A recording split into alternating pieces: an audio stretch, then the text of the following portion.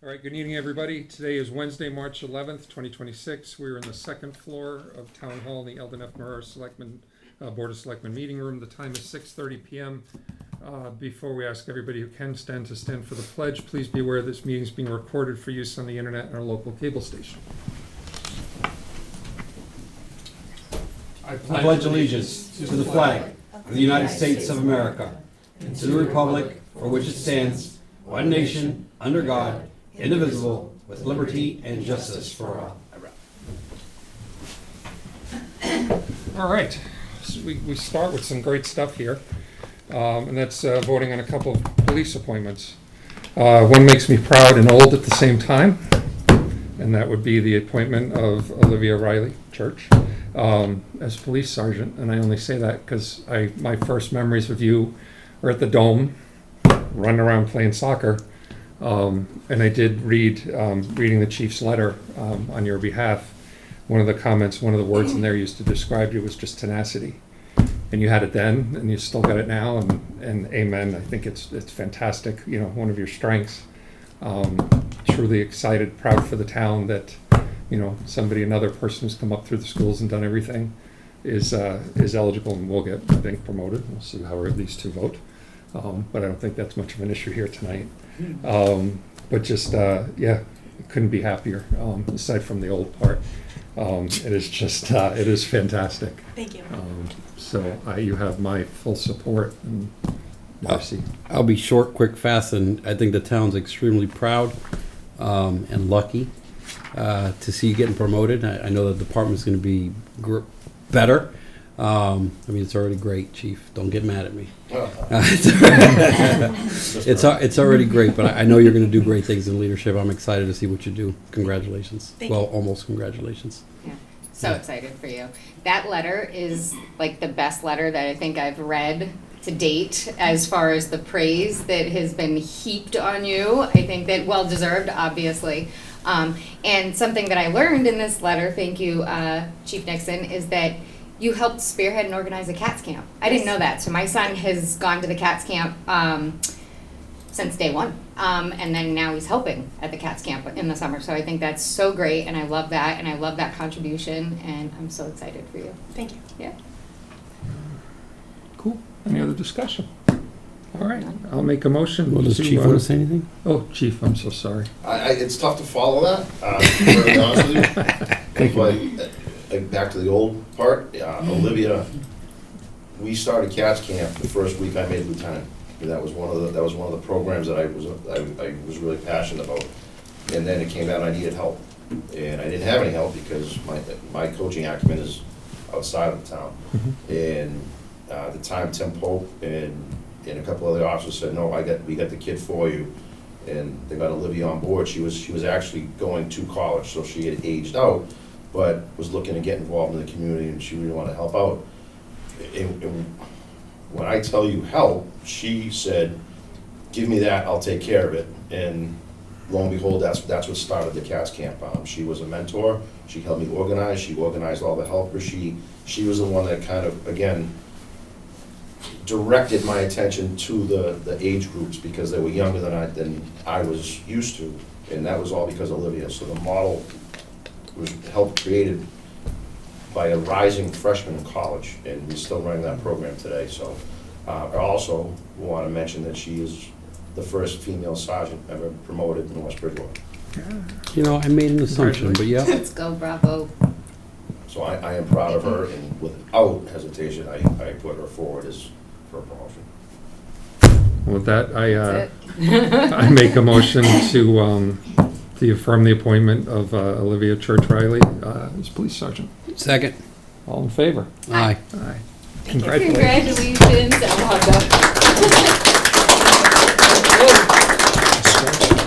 So proud. Congratulations. Yeah, follow that, Jake. If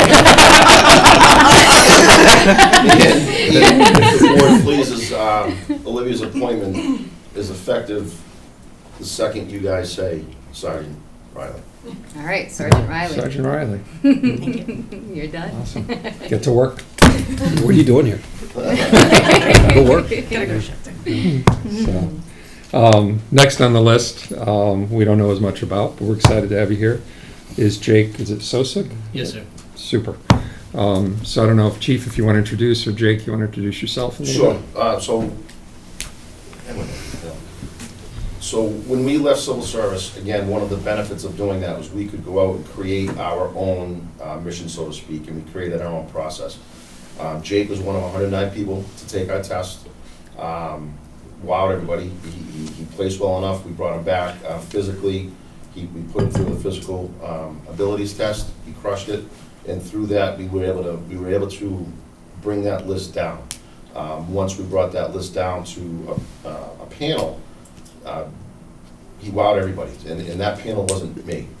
We created that panel to be officers, command staff, and supervisors outside of me, and what they did is they did their independent paneling, and he, again, was very impressive for that panel, and they offered him as one of the finalists. So off of that list, we were able to hire Danny Ariola, who's coming out of the academy next week, and then the second person off of our new process will be Jake Sosik, and he brings with him, which is very unique for us, city policing experience, but then also he partners that with he knows how to work also a community that's not so city driven with the Berkeley School of Music. So we're going to get the gambit here. We're going to go from city policing to more of a I guess liberal arts college situation.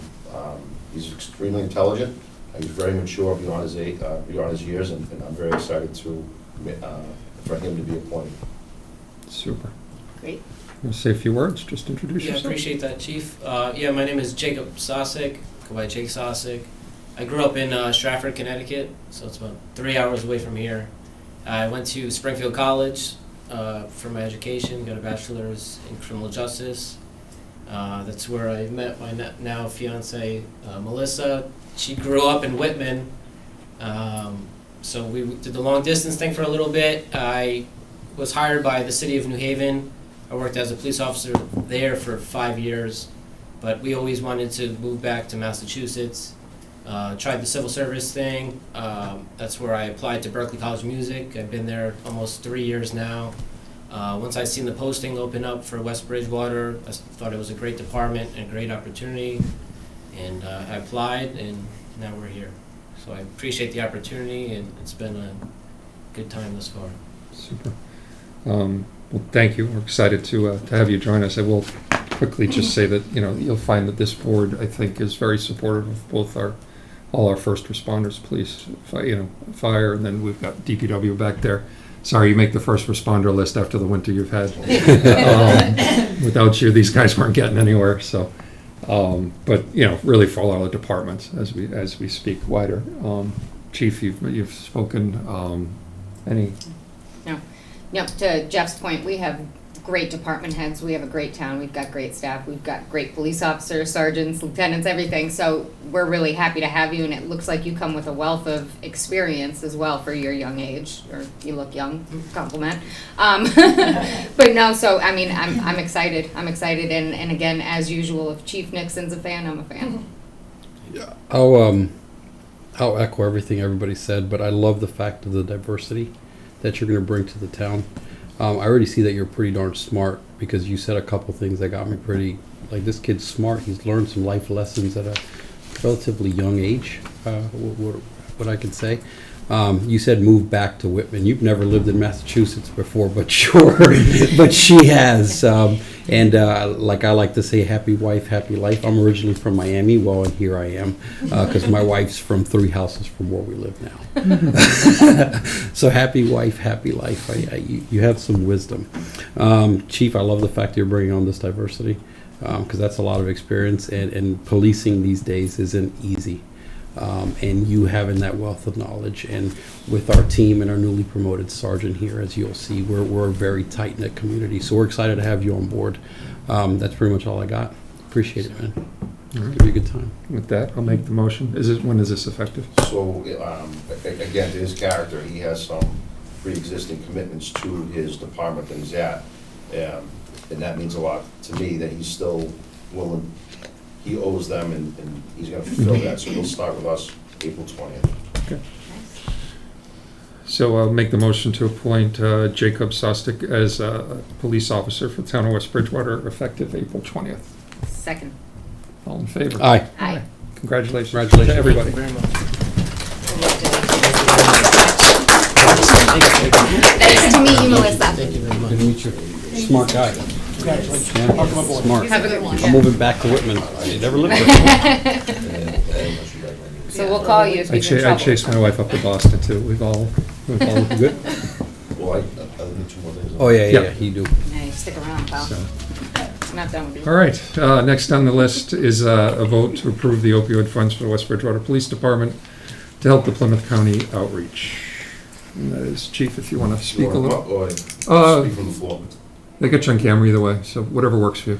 Okay, so Plymouth County Outreach, what essentially was, it was designed to help us do a non-traditional community outreach to get the most affected, right? It would be our overdose victims, it would be the families, it would be those that need alternative resources. What we were doing at the time is we were trying to wrest our way out of a drug pandemic, and it wasn't working. So, and again, the history behind it, I can't tell you when we started. I do know that the web communities were one of the ground floor municipalities that were doing it, and what we would do is we would visit homes after episodes. So it could be either an overdose, it could be a help, could be a bad arrest, and it was narcotics related. And what we were trying to do was get them services. Out of that blossomed the network, and out of that became Plymouth County Outreach, where all the towns in Plymouth County, we all sign on. So for our approach, what we've done is if someone in town, so whether you have an overdose in town or you're from town, and you meet the criteria, and there's a CISM notification, we send peer coaches, recovery coaches, counselors, an officer in a non-traditional role, and what we do is we just kind of offer the alternative services that you need. Unfortunately, the grant has run out, and there's several chiefs in the area that have kind of spearheaded this to try and get the host communities to kind of pay their own share through the opiate abatement settlement.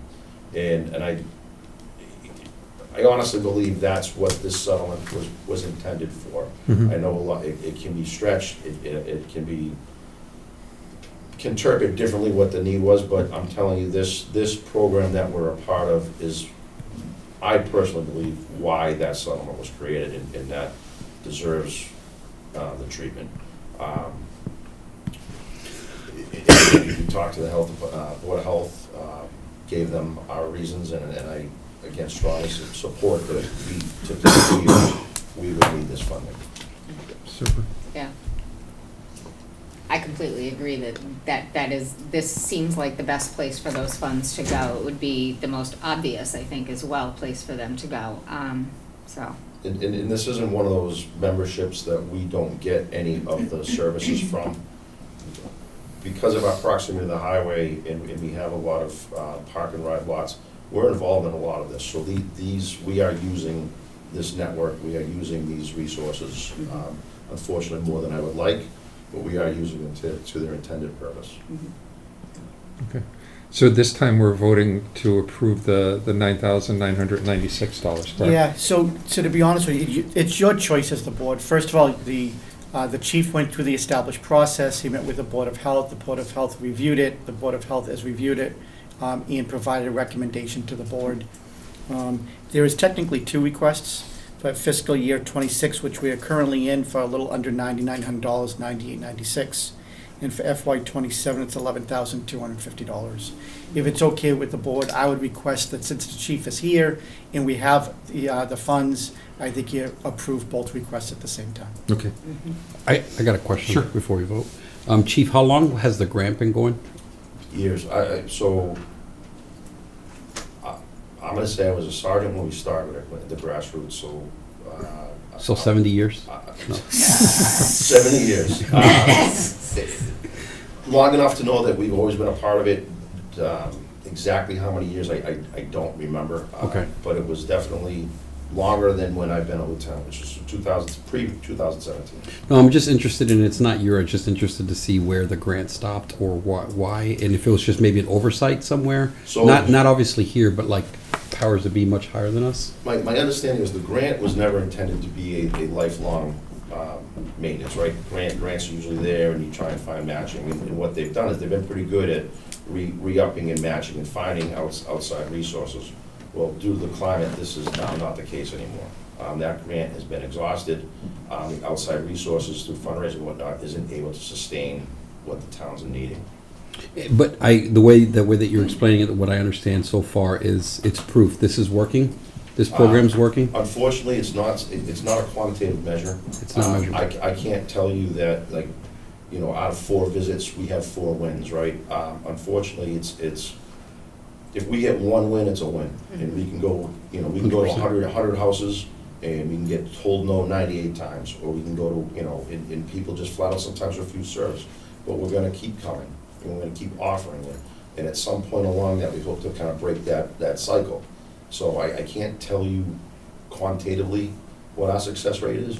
I know anecdotally, we have had people who have been at rock bottom, and we've got them services, and they've been able to get out of this. One life is all. Well, and truthfully, that's kind of what the mission behind the I guess the process is. Yeah.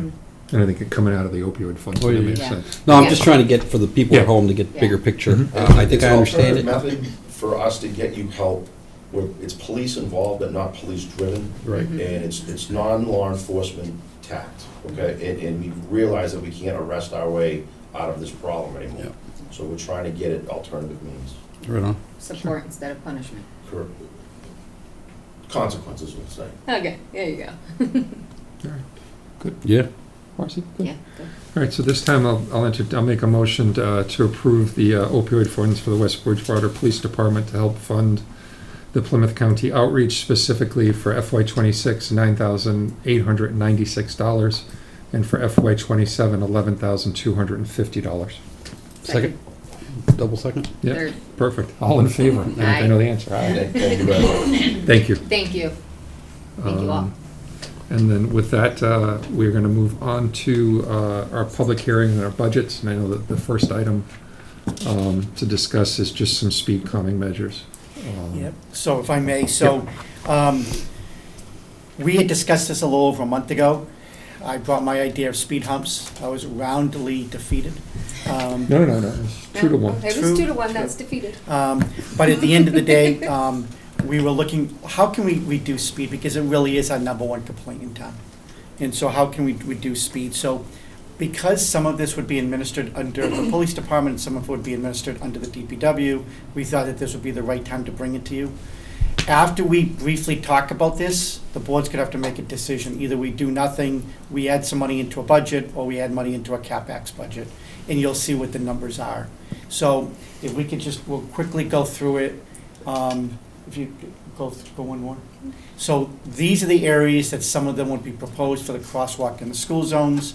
Jeff, I know you were specifically really concerned about the school zones. This is how it all started. So Kristen in the DPW department did a really nice job being able to highlight specifically where our current crosswalks are, and where we could add some of these signs. Forward. You see this is the crosswalk. You can see it's solar powered. It is not a button. It is a lighted sign, just so that way it would provide an indication there's a crosswalk there. Obviously what a speed limit sign would look like in a school zone. Then this here is in reference to the chief specifically, or the police department specifically, for having speed feedback signs. These are areas that the chief thought would be good, but again, these would be mobile. So they would be able to get moved throughout the entire town. So we're not gonna be married or embedded to these areas. Currently, he does have 1 mobile unit. Under this proposal is that we could look at what the cost would be for 6. I don't know if we have to buy 6 all at one time, but again, that's a decision for the board. And we move forward, and one more time, because we know what it looks like, and one more time. And then this is what you'd be looking at for costs. The chief, as I said, does have 1. You can see that on somewhere around $5,000 or so is what each one would cost. It's something that maybe he could find room in his budget at a future date, but I don't know if that's fair to him, but maybe on an annual basis, we try to find one. Obviously, there's still the data collector that would have to be paid for as well. and then the flashing signs and the school zone signs. So we've already technically closed off the capital expenditures line, but you're in charge of it. So if you want to add this, we could add to it. If you want to do it this year, we can do it this year. And if you like the idea of just adding a couple to keep the cost down, we could try to find a way to be able to pay for it. And then next year, bring a full article to town meeting. You just let me know, I'll figure it out. My desire with the school zones, and I know, Phil, I don't know, just in general was, sometimes they're on, they're programmed, right? But they're programmed to go on at, morning and programmed to go on in the afternoon, and there's a half day and it's not going, or the school vacation weekend, they're not going. So I just, in my head, people just start to ignore them because when they're not true, if they're not accurate, they're not true, I know it was last summer, the summer before, it was probably 2-3 weeks after school was out, and I happened to be driving up Crescent Street and it was still going. So, I'd like to get those right. I don't know how easy, and I don't know if it's you chief, or the superintendent of schools, like whoever, I don't know how easy it is, or if it's easy, if it's possible to do it remotely, or if it all has to be programmed in, because some of our signs are probably old and need to be replaced, but I don't see the value in replacing them unless we can be true to them being on when school's in session and not being on when school's not in session, or being on earlier in the day if it's a half day and things like that. So it's kind of, Phil McNulty, DPW. So it's kind of like 3 levels. Manual is what we do now with Yep. the older signs that exist. And those are 120 volt, not solar. This proposal here is to go solar. And the second way to control them besides manual is drive up alongside it, connect to a laptop, Bluetooth, and program it and control it that way. That's sort of semi-manual. You're still going to go to each location. Mm-hmm. The third is to create some sort of radio or Wi-Fi network, fixed Or cellular, or whatever. desktop type Mhm. system. That's another level. Requires some engineering and some planning. This quote here is for the bid, Man. is the Bluetooth version, similar Okay. to the chief's, the way he operates his speed feedback signs. Can you, maybe I'm going places we're not ready to go yet, but can you program a month in there? Do you program it just set to once? Or? We didn't dive into that level of detail, Okay. but certainly I think that's reasonable to think Yeah. would, yeah. Good. Go ahead. I do have a question, because you mentioned that there's already power at some of these signs. Is there power at all of them? So there's 8 existing school zone signs. Comes with 2 flashing beacons and the speed limit sign. This version here will also have that, but also add a speed feedback signs, similar to what the chief uses now. So we'll have 3 levels of instructions, if you will. They exist as 120 volt, more reliable power source than necessarily a solar. Solar does have there is a risk with using solar. Battery life, times of the year, shadows, foliating trees and so forth. Yep. This version here is for solar, and if we went with 120 volt, the way it is now, it would be 109,000 rather than the 124. So we'd be saving a little bit of money. A little bit, yeah. Yeah, because More reliable. and a little bit more reliable, right? And a little cheaper if someone runs into it to replace it. Well, let's just not do that. That's I mean, we've all been in town and seen people hit poles. It happens. It'll be their insurance company to pay. Yeah. Yeah, but Mike, I will tell you, in speaking with them, there is a clear indication that we think that using the 120 volt would be better than going with solar. Yeah, I love that. And then the question is, what can we do that's consistent with Jeff's request? Because we really, even if they're gonna drive up to it with the laptop, Mhm. they don't wanna be doing it every single time, because that Right. defeats the whole purpose. Whether or not we can actually, my presentation of thought process to them is, can we get a copy of the school calendar in August and program it 9 months in advance? That's still an open question. Okay. Yeah, I mean, I like it with the speed feedback. I don't know, Chief, what your thoughts are. So we've been using it more as a diagnostic tool because the speed feedback we have also does a speed counter, does your road counter. Yep. Does everything like that. And part of that package is also a stat box that is not a feedback sign. So that would be more clandestine and it would probably get you a truer reading. We use them more or less to refute or confirm complaints. You know, everyone thinks everyone is speeding down the street and everyone thinks they're doing 70. So we use that to, is that where we need to put our enforcement? And we usually set it up, we get the diagnostics, and then we change our patrol pattern around it. If we got more, and again, they're semi-permanent, so DPW's been great. We have temporary poles set up throughout town. We just take and we plug and play so we can move them. So, I mean, we might not necessarily need all 6. I mean, that'd be a great thing to have. And over the next couple of years, you know, my intention was to buy more anyway, if I had year-end money and whatnot, but it is a very valuable tool, and I like the fact that also is a physical deterrent in some of those zones. Do you, for the school ones, do you get feedback on those? School You will wouldn't be able not to? feedback, no, so and again, if you've seen it, so our recent one has been on East Street for about 5 months, because we were trying to get a true total, because like everything else, people get numb to it. When it's first there, everyone's right there. Yep. After a while, they become numb to it, and we kind of want to get a true reading on the speed, so we've just downloaded that, we're getting all the stats from that 5-month period. The school ones will not give us that. Got it. And I will say to the board, like, I think when it comes to these things, we all know things aren't getting cheaper. So I think we're gonna do it, just might as well do it, in my opinion. So a decision does not have to be made tonight. And so we could place it back on the agenda at a future meeting. And then if you want to go forward, I'll try to figure out where we'll get the money from. Is it possible to then maybe put it on a future agenda with the answer to the questions? Sure. Can do that. Yeah. Yeah, and I'm more in favor of the already powered, not Yes. using solar Yeah. power. Yep. Yeah. Not using solar power. But it says that yeah, okay, yep. So my speed feedback ones are solar. They're solar, yeah, they have to because they're mobile, Because they're right? mobile, correct. Yeah. Yep. Yeah, but these ones, The school ones won't, the school school ones, zones don't yeah, have to. and we already have power, so it's gonna be light work. Just for clarification, these proposed ones at the schools will have speed feedback with them. Oh, they will? Yeah. Will it Oh, get, sorry, that's right, yeah. that will get recorded as well and be, like, right now, I've seen, like, when we're doing the stop sign speed humps, that kind of, we've put that out there and we get a table back and people. Correct, so that's off of our speed review. I don't believe I don't that believe- Okay. their speed feedback is more or less, it's a box, it's a. You're going it's a 30, it says display go as a 20. deterrent. Mhm. We have no means to collect that data as traffic counting or violations or anything like that.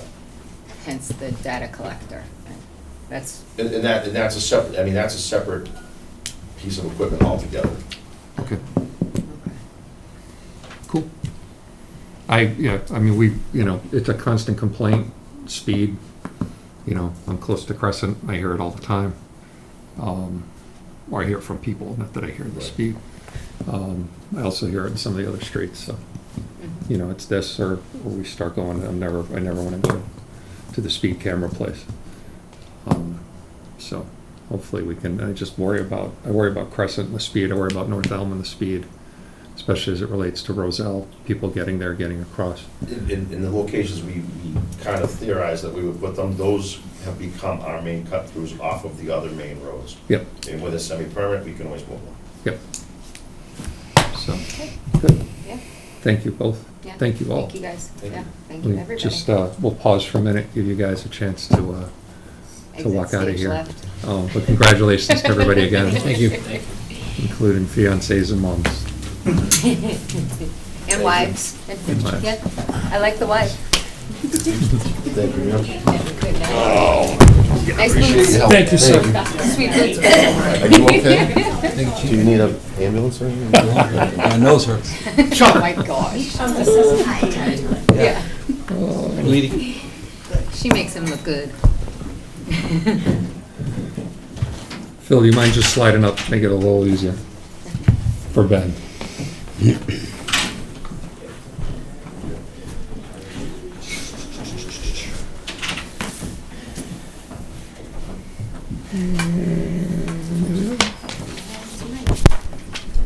McWorks.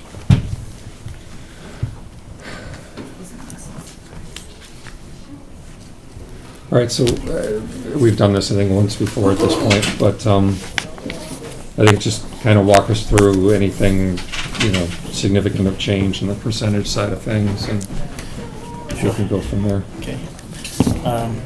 So 4 budgets here. The first one being the general public's work budget. Overall, the increase shown here is 3.2%. 2/3 of that is due to the equipment hire, 5270 line. That is a surge bid for basically using Maltby tree cutting services. They were the low bidder, and their bid was up 50% from previous years. So that accounts for most of the increase. The other 2 were heating and electricity, just really matching the FY25 actuals. And that's about it. On the salaries, Just real quick, just more curiosity, then the tower Yeah, rental, That's my list. that's where I fire went. alarm? Yep. 5282. Thank you. Yep. What is that? that's the. Radio antenna tower rental. Correct. Yeah, that's. Just for DPW rate? What is that? It's for DPW, police, and fire, but they each pay for a Okay. portion of it.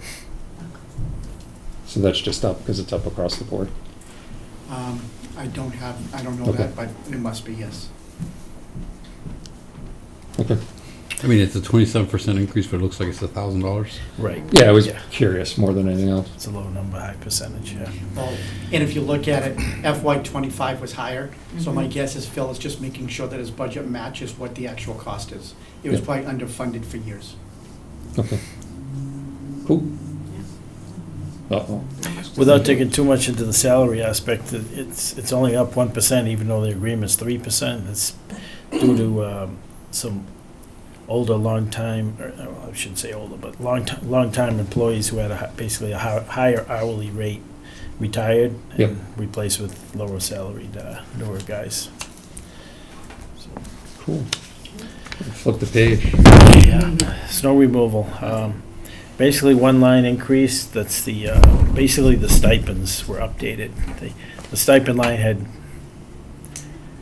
was increased 3 years ago and really hadn't been adjusted, so made that adjustment. And that accounts for the 4,700 you see, and a total of 5% increase. Yeah, to the board, I may just remove that when we actually go to the budget, because this is the only one deficit spent on an annual basis. So we've always known that we're going to overspend in snow and ice. Mm-hmm. So we could show it in the budget, we could show not in the budget. For years, we just haven't done it. And is this, how accurate, how up to date is this number? That's The a couple weeks 3 ago, yeah. What's that? That, we wanted to get that current with a lot of change in employees recently, so. No, I think Jeff. No, I mean just like snow removal, like, Yeah. Oh, did it get first, stop, pause, time out.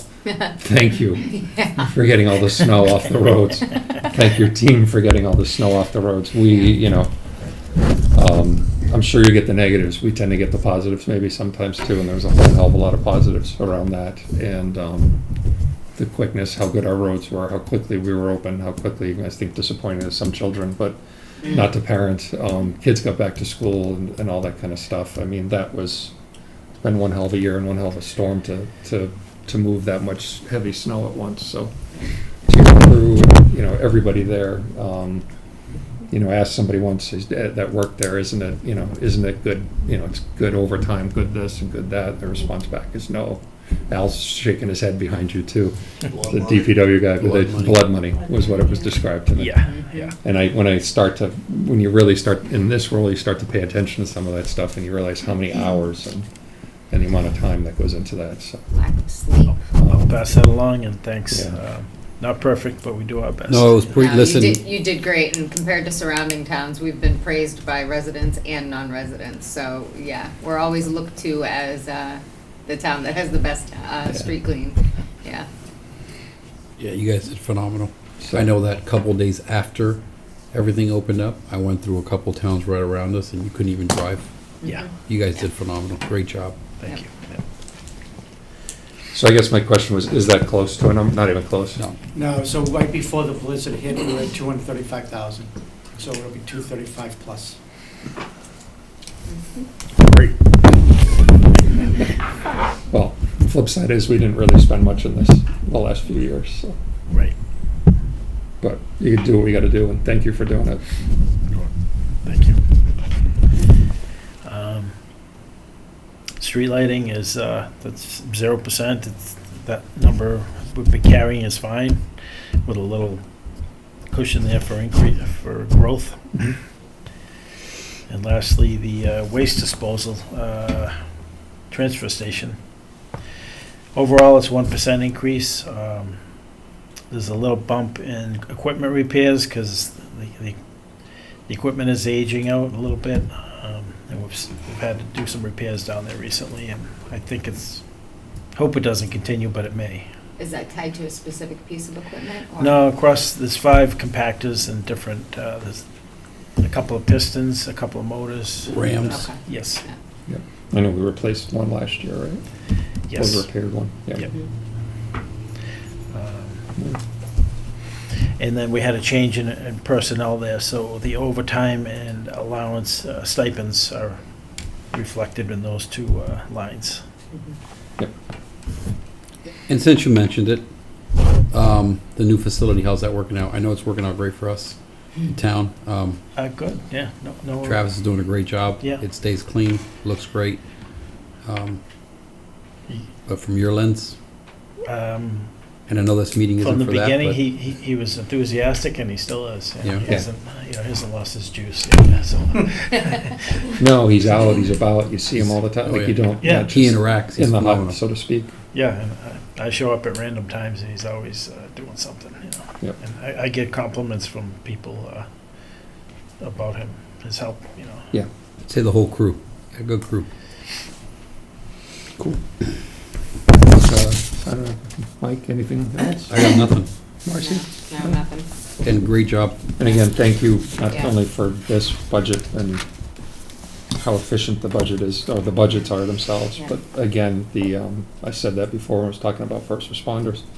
We tend to go police and fire, but you get into a blizzard type storm like that, nobody's going anywhere without the DPW, so. Yeah, okay. Yeah, again, thank your guys, and well, I know Mike and I stopped in that one morning, but they were all out the night before, so sleeping a little, getting a little bit of rest in. I haven't actually seen enough of them to say thank you, but, I'll pass it along for Yeah. sure, yeah. thank you. Thank you so much. Town planner. Tracy, you're up. She forgot who she was for a I was second. like, Just get Marilyn. what's that? Did I? Oh, I'm so sorry. What, Did I- skip something? Council on Aging. Council on Aging. The budget's in a different order. I'm sorry, Oh, Tracy. they are? Oh, they are. He just skipped his council on aging. Did I skip it? Yeah. You did. Yes. Oh, shoot. Oh, I did. Yep. I am I so did too, sorry, so. Tracy. Marilyn, have a No, seat. you're good. So they are in order.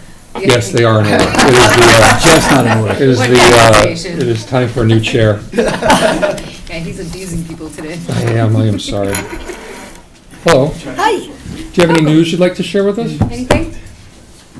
We'll start the meeting. We'll start the budget meeting. They're staring me down. How are you? I'm doing well, thank you. Good, thanks. Yeah. So again, we just kind of go, line item. There's not really much here that forms any type of alarm No, as I look at your budget, so. yes. The only thing I need to report is I did go up 100% on the equipment replacement because everything is 20-plus years old. So just to be on the safe side, not to have to go over budget, I'd rather have it in there. Mhm. Was my question if it was tied to a specific piece, so no. Yeah. And that's, unless you have any questions, I mean, we had a lot of, 2 vacancies for a while, so that's why the percentages aren't quite right here, but I did go up 3% with everybody that's Mhm. there. Mhm. And I want to thank you too, just during that storm, I know that you had to stay at the Council on Aging too We as had a 2 warming nights center. sleepover, yeah. Yes, yes, so thank you guys too for being there through that and having the facility open for anybody who might have needed that. Did anybody actually end up coming in, or was anybody able to Yes, get there? we did have a few people come over for the second night, Monday Okay. night. But Sunday night, we did not have anybody. And they had a good breakfast and left the next morning, so Great. that's due to the roads. It's all Yeah. about the roads, and so, it's one staff person, I couldn't get there because the roads were closed where she lived, Yeah. Mhm. yeah.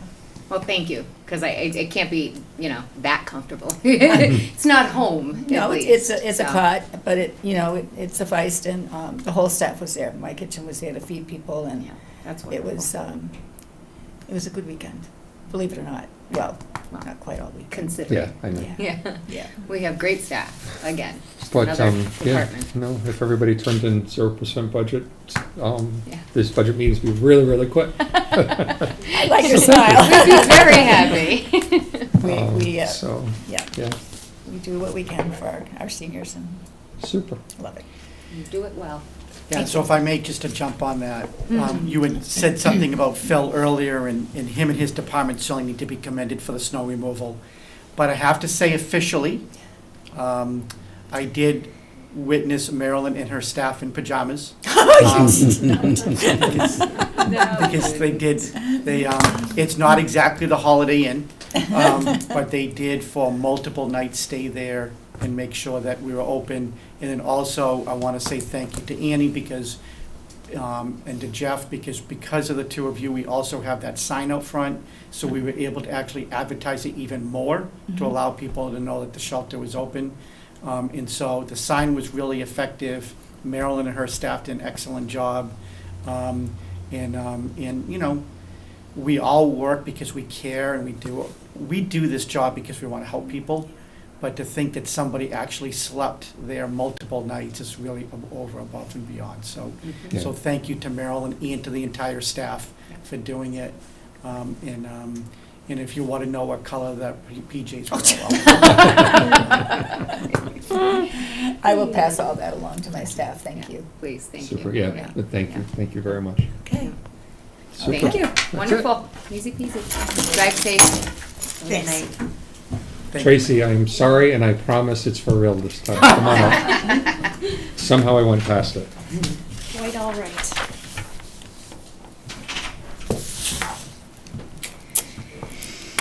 So it's pretty straightforward. The first three lines are increasing due to contractual obligations, and other than that, kept everything level with last year.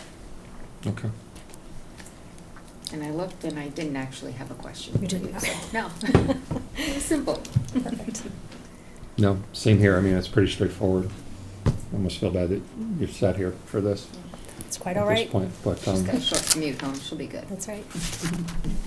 And if it's okay with the board, if you have no further questions on the budget, under my report, under 5B, just so that way Tracy again doesn't have to stay later, we do have a couple of proposals in reference to zoning. Yep. The board's not gonna be voting on it tonight, but when you're done with the budget presentation, whenever that is, if it's okay with the board, I'd like to discuss that while Tracy is here.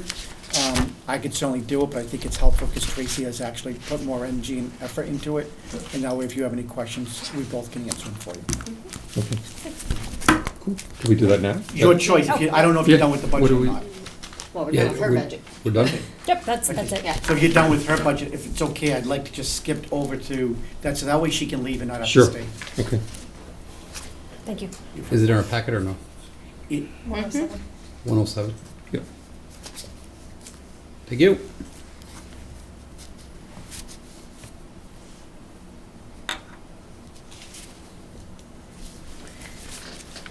Oh, yeah.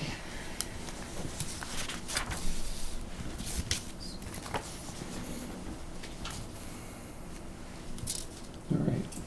Should we go? As you know, this past year, we went to town meeting, and for the second time, we brought an additional accessory dwelling unit bylaw to town meeting. The first one was a handful of years ago. We were being proactive as the state had required us, or requested that we do, in order to have an ADU bylaw. The state then passed their own statute that had some inconsistencies with ours, so we had to bring it back. The Attorney General then reviewed our amended ADU bylaw, and what they recognized is that by state law, the ADUs cannot be any less stringent than, or more stringent than what our single-family home zoning allows. So we had just put into our zoning bylaw was that they were gonna be in the general residential area, because that's usually where you put your homes, right? But in West Bridgewater, we do have a carve-out that on Route 28 and 106, within the first 500 feet, designated as our business area, is that we allowed single-family homes to be built in those areas. Obviously, dates way back, probably not the best use. We really don't want to be building homes in that area, but obviously if they're grandfathered in, they'll always be allowed to be there, and if somebody sells them, it can still be a single-family home. So we had a choice. We could either allow the additional accessory units to be expanded into that area, the business zone, or we could reduce allowing single-family homes in the future to be built in the business zone. And so after speaking to town council, I made a recommendation along with Tracy to the bylaw study committee that we thought that given the two choices, that it would be better to reduce single-family homes in the business district, and therefore ADUs will be only allowed in the single-family home district along with single-family homes going forward. One item of note on this, I have said this for multiple years and I will say it again. I thought the MBTA law was maybe the worst piece of legislation that I've ever seen. However, I will say that the accessory dwelling unit probably has a bigger impact going forward than the MBTA can. The MBTA is capped at 145, 150 units, then obviously you have other pressures such as septic as to whether or not it will be built. With 2,800 homes, in theory, you can add an ADU to every single one. That's 2,800, much greater than 145. So we are looking now to comply with the Attorney General's order. My guess is the Attorney General would prefer us to allow accessory dwelling units to remain in the business area, so that way you can expand it even more. But we are given a choice, and so we made the option, or looked at the option of just doing in single-family homes. I think that's better for a rural community like West Bridgewater. It'll be your decision when you vote on these in a couple of weeks. And at this point, after you review tonight, we'll go for the planning board for their review. But that's, at least at this point, what Tracy will be bringing to the planning board is to have the ADUs only in the single-family home district and only allow single-family homes to be built there going forward. Makes sense to me. And this, to be clear, this brings us into compliance with what the state requirement wants. Yes. With the changes. Tracy, did I get that right? Great job. I read everything that you gave me. The second one is the planning board has made a request. We've had some turnover on that board over the last couple of years with really good long-term people that, as they've been there longer, they had health issues or other pressures. And then also we have one person on there who does an excellent job, who unfortunately does, because he does a lot of engineering work in town, also has conflicts. So we can't always have enough people to vote. So Tracy brought this, and the planning board brought up about having an associate member. There is a provision in it by state law. I provided that to town council. Town council made a recommendation. It could be an appointed member. The concern, there was a thought process about having the planning board be able to approve an associate member going forward. Town council didn't think that that was proper, because think about it, the planning board is just appointing whoever they want. So it'd be like, hey, you ran, you lost, we'll put you in. So normally on elected boards is that there will be a joint meeting between the Board of Selectmen and that board to make that appointment. And so the bylaw study committee reviewed it. The bylaw study recommends that it would be a joint meeting of the Board of Selectmen and the planning board, and that is what is before you now. Again, that will come back before you in a couple of weeks, because you will make the vote as to whether or not you want to support it, endorse it, and place it on the warrant, and will obviously amend it. In either case. I Yeah, should have said that. when I read this, my initial thoughts, Tracy, were there's 5 planning board members, there's 3 Board of Selectmen. So a joint meeting still means the planning board picks who they want versus it being a mutual discussion and pick. So if we can level that out, that, we recommend one person, they recommend one, it's one vote to one vote, or they appoint 3 people to this committee to appoint, and we have the 3, and then it's 3 and 3, and we can be adults and we can work it out. But the 5 on 3 doesn't, they're just being how the planning board is, 5 planning board members. there's no point in having no point in having the joint meeting where the planning board could, in theory, do what they want. We could all vote no. They could vote yes, having the majority. So however, if we Yep. can level that in the And I'm bylaw. wondering if that recommendation gets sent with the request that the planning board holds their public hearing, Sure. so that they can, through the public hearing process, can work on the language to capture Mm-hmm. that. That way, whatever ends up on the Yeah. town meeting floor is accurately describes. Can that still be the issue with 6? Because it'll be 6, 3 and 3, that's 6. Well, I think that's fair and That level. it balances it. We have a planning board member in the So back we of the just- room. Yeah, we just appointed a planning board member, and we just had the planning board come and the select board come, and we both voted on it and agreed. I thought that process was acceptable. Is that not an acceptable process for an administrator? Well, as our feedback from town council specifically to this is that the planning board shouldn't be the appointing authority alone. Agreed. But if I there's felt like 5 that meeting, planning board the members, planning board agreed on something and the select board agreed on something. right, but if we didn't agree, how would we vote? I guess that's my question, Yeah. because there's five planning board members and 3 What selectmen. was the terms of how we did the last appointment? Annie? Yeah, So that's the way it works with any board like that. You come together with the selectmen and to appoint someone to replace someone on that board. In most cases, the board has more members. If you look at the boards that in town, Mhm. they have more members than the board of selectmen. So doing it the way that she wrote in the bylaw is the same as it is for every other committee, basically. yeah, so just to capture what everybody else is saying and what Mark is saying as well about the previous process, there's a distinction. Is that when it is an elected board and there is an appointment to an elected vacant seat, the statute requires that the Board of Selectmen, in conjunction with that board, make the appointment through that process, which is exactly what they did. That is exactly what Annie is referring to, and she's entirely right that off the top of my head, in 3 cases, school committee, library board of trustees, and the planning board, is that the selectmen would always be outvoted because they have multiple members. Mhm. In a couple of other cases, Board of Health and the Water Department, there's 3. So it would be a little bit of a different story.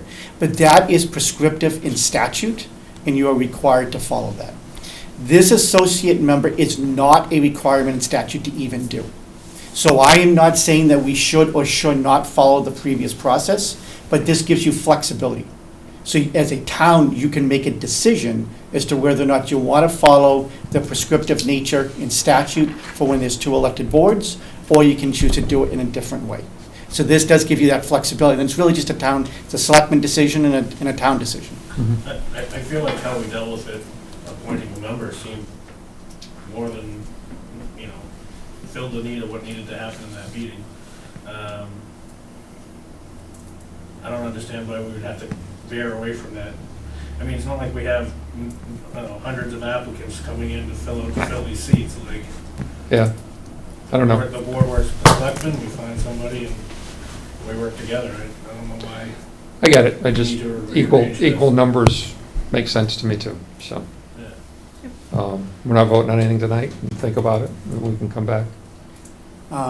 Well, I just want to amend that based on what Tracy just said, because if the board is acceptable to this language, then we have a requirement by law, because it is a zoning bylaw, that we have to forward your comments over to the planning board. Okay, And so if you're acceptable to this, that's easy. If the board wants to amend this language, then that would require a vote tonight, okay, because we'd bring it to the planning board, and then you would still have always the option at the end to always amend and then choose to place it on the warrant or not. But your comments to the planning board should capture what you're thinking. Again, Tracy, is that correct? Yep, and that'll be what the public hearing will be discussing. okay. So just, so I don't have to reread this right now, because we've said a lot of words and I got myself confused. Right now, what this is saying is it's going to remain that board votes with this board. It would So be it'll joint, So if that board is 5, then our board is 3, and that's how this is. yes. Okay. The only thing I would just say to that point is, you still have 8 votes, 8 individuals that you don't necessarily all vote the same way. I Mhm. mean, I understand if the board has a preference for somebody, it could end up that way, I don't- but I personally don't think anybody in any of the boards has wants to see any ill will to the town. So I hear you, but at the same time, I think hearing the entire board is important to me. And also, just to be clear, because I want to make sure the distinctions are noted, is that under statute, where you do have the two boards come together, that appointment only serves until the next election. In this case here, it's a 3-year term. So it is a little bit of a higher bar. So again, just so you know that there is a distinction between the two. I just make a note, though, like, that elected member, they can't vote on anything in the meeting except for, Special permits. yeah, special permit. So I mean, I feel like we're getting into the weeds over somebody that can barely vote for anything anyways. Yeah. I feel like the process we had in place worked. I appreciate that input, though, I didn't know that. Yes. Yeah, very Yeah. specific. Well, Yeah, I if didn't that's know the case, you know, what I said is where I stand. I'd let you guys go however. I don't know. I think, I'll let you guys speak where you're at. Yeah, no, I mean, I understand what you're saying, so, and I agree with it on some level, but to everybody else's point also, that there would be 8 individuals with 8, opinions, right? Mhm. Like, or 2 opinions, hopefully there'd only be 2 people to choose from or something. And we don't always vote the same way either, so I'm not necessarily concerned that, we would be overpowered, or, you know what I mean, or outvoted, or that would be the concern. I don't necessarily see us being so far apart in these decisions that it would be an issue with the planning board. And honestly, I'm not a member of the planning board. As a member of the Board of Selectmen, I'll give my opinion, and I have an opinion all the time, everybody does, right? But I'm not a member of the planning board, I don't have that knowledge, so I don't know that I would necessarily be the best person, you know what I mean, to make that, to have so much weight in my opinion, right? So I think 8 is fine, I'm fine with that, but I understand your concern, I definitely do. But I don't know that it's such a concern that it would affect my opinion about this language. I wouldn't suggest changing it. And you've spoken. You're good. Yeah, I'm good with how it is. Okay. I'll make the motion since you're not in favor, or Marcy. either. Make it. Make your motion. Make a motion as to approve how presented, as presented. Second. All in favor? Aye. Nay. 2 to 1. There we go. Super. Thank you. Yep. Thank you. That was way more controversial than I thought it would be. Right? Get a little. Thank you for hearing it earlier. Thank you. Thank you, Tracy. Have a good night. You too. All right. Hot seat. Who's We gotta go back. conservation? Tim. End of page 1. How are you, sir? Good. Good. So we're just kind of making our way through high spotting, low spotting. I am 100 pages away from where I need to be at the moment here. Page 37. Yeah. I was on 107, so Yeah. give me 1 second here.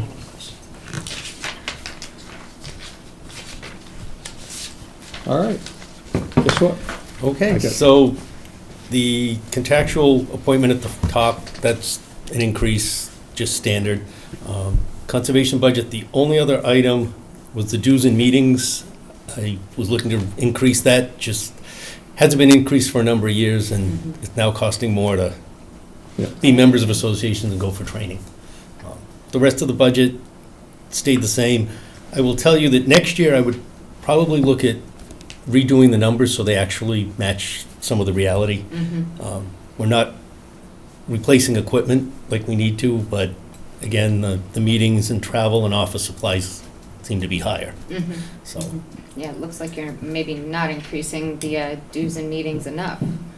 right, and I Actually, yeah. think, right, I mean, Yeah. that's why I think in next year's budget, I would look at reflecting what reality is Yeah. and changing it, so.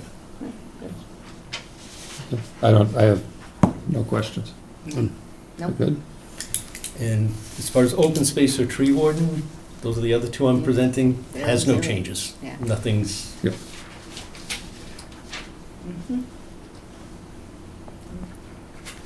I'm good. Yeah. right? I wouldn't call that a hot seat tonight. That was Yeah, easy. right, that was an easy seat. Thank you, have a Thank good you. night. Let's see about the next one. Yeah, give this guy a hard time. Check out his shoes. Just tell him he's got nice shoes. We're gonna do this right now. Good evening. Hello. Good evening, sir. You done this before with us? Not with you. All right, no, you've done it before. Done It's it a before. pretty straight level on the building part. Just usually talk about things that, that are variances based on, versus previous year, and anything else you want to point out along the way, so. Okay. It's pretty straightforward on this one. Well, mine should be pretty straightforward. Yep. So the building, as you can see, everything was level except for contractual stuff. Mhm. Plumbing and gas inspector. So, same thing, cost of living increase, which is contractual.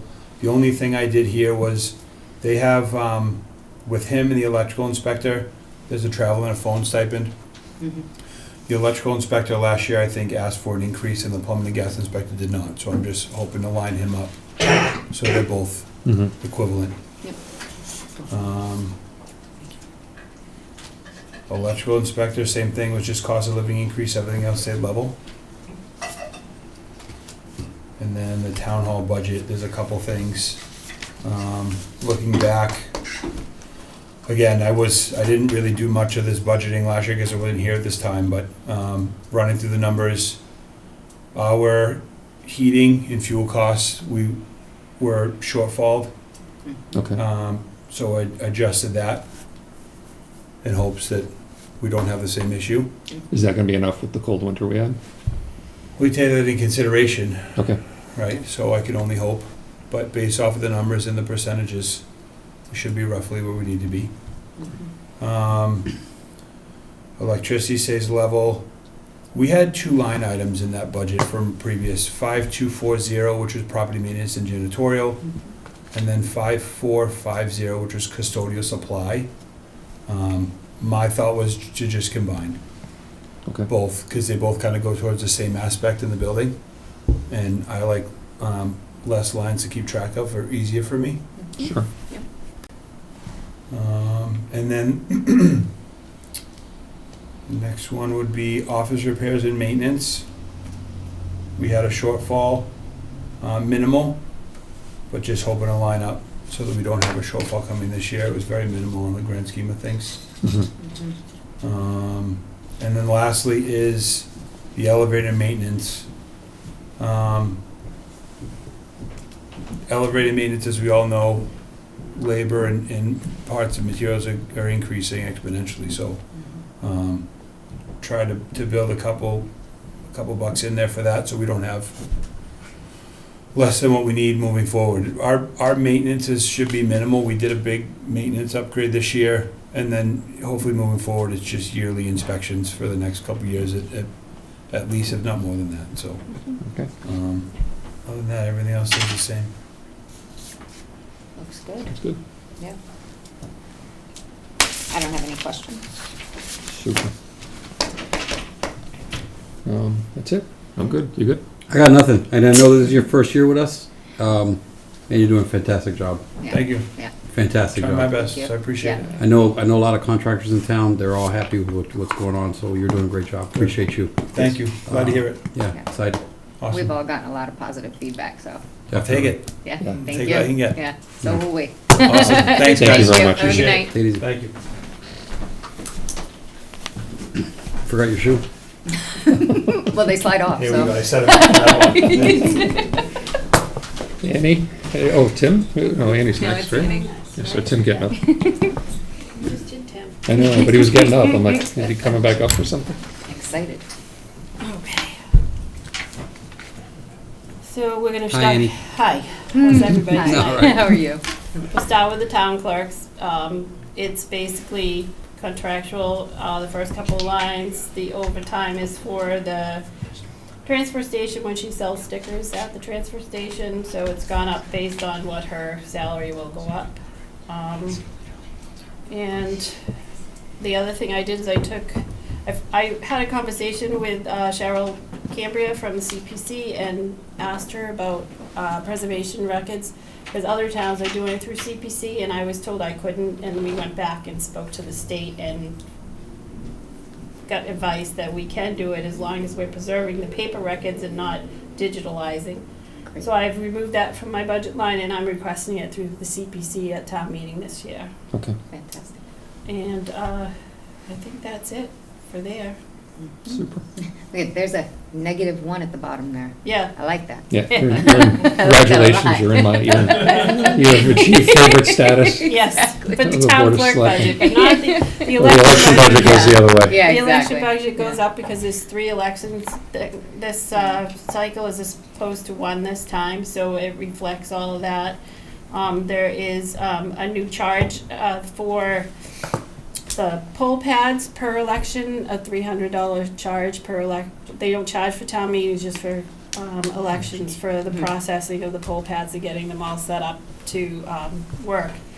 And then there's a line on office supplies because I need to upgrade 3 of the poll pads because the software is gonna be out of date for them in December. Mhm. So I have 5, so we're gonna do 3 this year, and then I think it'll be 1 next year and 1 the year after that. Mhm. They said, why don't you do all 5? And I'm like, because the other 2 will be good for 2 more years, right? So Mhm. why No spend need. the money? Yeah. Yep. And that's basically it. No, If you I have watched any this budget go up and down, up and down, Yeah. up and Oh, yeah, down, so. yeah, it does, yep. Yeah, no, my comment on this budget was just ouch, Yes, Yeah. yeah, very, very financial yes, term it there. is.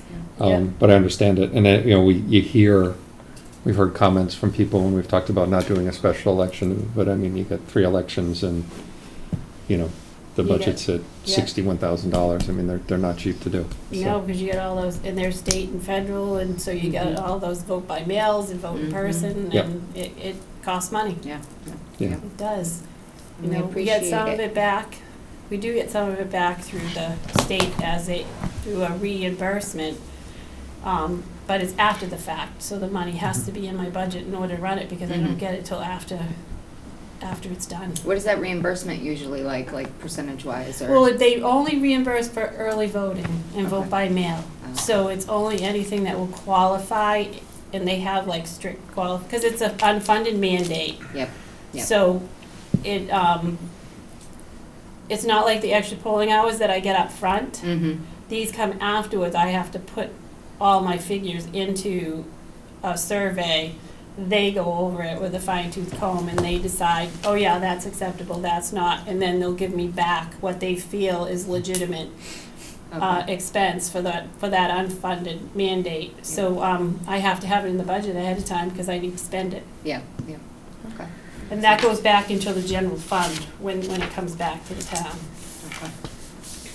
David mentioned it earlier, and I want to remove myself from any credit for it, but I think the sign looks fantastic. Oh, That thank sign you. looks so So good. I know it might have come a tiny bit out of the Yeah. communication committee, but you took it, you drove it, and, Yeah. And It's Linda white and Torres it- helped me with it. It looks so great and it fits so well. but it fits well, it's not It's so obnoxious. It just looks like Yeah. it's always been there. Yeah, Yeah. I know, and the design is just so, it just goes so well with the building, it really does. Yeah, well, that It was one of the looks things, really we good. wanted it to fit with the look of the building. Mhm. Yeah. Yep, yeah, And, you nailed it. People are very happy with it. Yeah, And I'm it's very happy working. with it. It's Yeah. crazy, but it's working in the Yeah. short amount of time that it's been up. Yeah, Yeah. yeah. And you were able to update the signage like remotely during the storm, Yeah, right? from That was home, like, yeah, yeah, which that's was awesome. wonderful. Yeah, it I like was. that. It was a little stressful because the storm hit before I exactly knew what I was doing with the sign, but Yeah. through trial and error, we got it done. So, and then when I went for the training, he's like, "Well, you really don't need it, do you?" I'm like, "No," because Self-taught. I saw the date and the time and the temperature pop up like a couple of weeks later. that I'm was like, after oh, the she training. read the manual. Yeah, that was during the She training. clicked the box. Yeah, yes. Yeah, so I just want to say Annie was fantastic during the storm because we were in constant communication, so she could update it, which was great. But here's going to be a trivia question 20 years from now. What is the first message ever posted on that sign? Oh, Dog license. Go Pats. yeah. Yes. It was I right remember going that. into the Super Bowl. Yeah. Yes, that's So right, it was. It'll be Yeah. a great trivia question for in the future. It will, yeah, and maybe we won't do it next year because they lost this year. Right? Right? Yeah, it might be our fault. I don't know, I wouldn't put Seattle on there Yeah. either, so. Yeah. The transfer station was open. Oh, the transfer station, I know, we're not even Oh, gonna boy. go there. Yeah, permanently closed. Awesome. You all set with me? Yeah, thank you very Thank you, much. Annie. Good night, guys. Have a good night, enjoy dinner. Thanks. All right, at this time, I'll make a motion to approve the meeting minutes for February 4th, 2026. Second? All in favor? Aye. Aye. Aye. Motion to accept the meeting minutes for February 28th, 2026 for review. Second. All in favor? Aye. Next is we're voting, what are we doing? I'm sorry. Yeah. So I have been advised, although I can tell you I've never seen it in actual motion, but I've always been advised that whenever there is a potential state of emergency, to have the board declare it, so that way if there's funds available at a later date, is that we'll be able to say that we're under that state of emergency. Because the governor declared it, I didn't think that we needed to. But just in case, because ultimately it'll be up to a FEMA decision, which will go later in my, under my report. I asked the chair to issue a formal declaration of state of emergency, and then also rescinded it shortly after the governor did as well. So it was basically from February 22nd to February 26th. I felt like we were just belt and suspendering it, so Jeff did put it in writing to, one, place it on his chair, and then also to rescind it as well.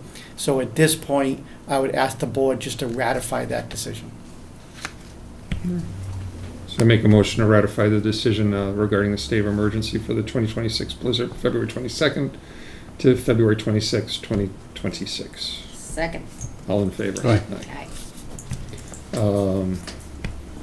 Special site plan review, planning board, 506 West Center Street. It's the gas station convenience store. It is the Shell station. Basically, everything there kind of being leveled, rebuilt as an all-seasons market. Yep, that's correct. So it'll be a little bit larger. It'll remain as a retail store and also a fuel facility. They will be removing any remnants of the car wash that will no longer be there. It is currently a 24/7 operation. They would be requesting for it to remain as such. It's a 2,500 square foot current facility. It will be increased to 4,600. It is currently 4 pumps. They would be increasing it to 6 pumps plus 2 diesel. It belongs there, but it's exactly what should be there in that location. The planning board will obviously take a look at it because it's in the water resource district, and they will be the permitting authority. The only request that I would make, and I'm hoping that we can do this going forward if the planning board is willing to agree, is that I think that on these businesses, especially with high volume, is that we should be mandating no left turns. It's just a safety issue. And we're seeing people come on off Route 24, probably going a little faster than they should be, but driving off 24, and immediately somebody's in the middle of the lane trying to take a left, waiting for oncoming traffic. So again, it's the planning board's decision. If you like that idea, I would ask the board to forward those as comments. If you don't, that's okay, just my recommendation. And along with any other thought that you have, we'll forward off to the planning board as we normally customarily do. No, I've seen this at both at, Conservation, Planning Board, and I think ZBA at some point as well. It's a welcome upgrade to what's a little bit of an eyesore right now. Well, the car wash part of it's definitely an eyesore. So it's kind of, in some cases, it's the first thing you see when you enter town. We get that in a graveyard. So it would be nice to upgrade what we can upgrade. And these markets, I've seen them, all around us, and it's definitely an upgrade. So Yeah, they're good looking. as far as traffic, I hear you. I don't know that that's. I mean, I know I myself have jumped off highways to get gas, only to make the U-turn to go back on. So at least ask the planning board to, be cognizant of that thought. Maybe it's one of the two exits. It makes more sense than the other for the left turn. Yeah. But Well, Marcus, if you don't mind me asking, Mark, did you guys do the car wash on 106, or was that the zoning board of appeals? Did you permit them? ZBA. That was Okay. ZBA. The only reason I ask is because they made it where they force you to take a right. So they did it there. So I think that it would be nice if we could provide some consistency, but I recognize they might not be happy as a business. I get all the other thought processes about it, but there's 30,000 cars a day on that road. Yep. Yeah. And we know that after speed, our number one complaint is traffic on 106. And part of that challenge, whether it's West Street, Crescent Street, this intersection, is that a lot of people are trying to take a left, fighting traffic, and there are issues with that. Yeah. No, I don't disagree. I don't know that that's realistic either. If that access road was still there and you could push them down and have them come up Lincoln to go back out. I'm in complete favor of no left turns. I mean, the car wash that's going in, the Valvoline taking left out of there. You're fighting traffic. You're crossing traffic every time. I'm not a fan of the left turn. So, if I could put any influence behind that, Well, we honestly. can certainly vote My- for a recommendation. Yeah. I think my biggest thing with it is, and granted, if the traffic is coming from 24 where there's a fuel station prior to coming to us, if it's coming, let's say, if the traffic's going in the other direction, and let's say now you have a semi-truck that needs fuel, and now we're pushing a semi-truck to make that right turn instead of making a left. And I'm in favor of the no left turn as well, but at the same time, like, this is just something I'm thinking about and something for all to think about. Now we're pushing a semi-truck to make a right turn down into the center of town, trying to figure out where to make a U-turn. Mhm. Putting Well- more congestion at the light. That's all you're doing by Yeah. taking away no left turn there. That's where I'm at with it. Like, that's kind of where I'd be in favor with what you're saying, Jeff, is mainly because I'm a CDL holder, and these are the things I think of, and I would worry about. If I was driving and I didn't know where the heck I was, and my GPS is, I don't know if GPSs are doing GPS things lately, and all of a sudden I got to make a right turn into this town, I'm going to do an illegal turn left, or I'm going to get stuck somewhere in a town down a road I don't need to be Loop around on. Honeydew. Mark? So a lot of, I guess this was talked about previously before I got there in April. I guess my question is, there's always been discussion about an old access road that used to go back to Lincoln Street, like you were saying. What's the reasoning for that access road? Is it land ownership over that access road, or wetland? Or what's the reason that that access road can't go to Lincoln Street? It moved forward a little bit, so it's no longer adjacent to the Shell station. Oh, so it's outside that property line? Yeah, the intent on it was to get the trucks off the road before they got to the Yeah, light. before they turn to Lincoln. Yeah, because there's So that, that's the truck turn now? that will be, yeah. Because I think if you look at the map, isn't there still an old dirt road that goes down and out to Lincoln? I don't know. It looks like a long time ago, there used to be, right on the backside of the Shell, something that went down and around. So, this has been years in the making. When Di Bartolo approached the town back in 2020, and we were looking at the Lincoln Street warehouse, we were adamant that we wanted to have an access road which they owned an easement through this property, which is the road you're referring to, so that way we could get traffic off Route 106. For seasons, or really Colbert pushed back, because although Di Bartolo owned the right, they felt that it would be unsafe, wasn't an unfair argument, was that you were going to be having tractor trailers potentially bringing to, say, an Amazon, driving right through there as people are trying to exit a pump. It wasn't going to fit.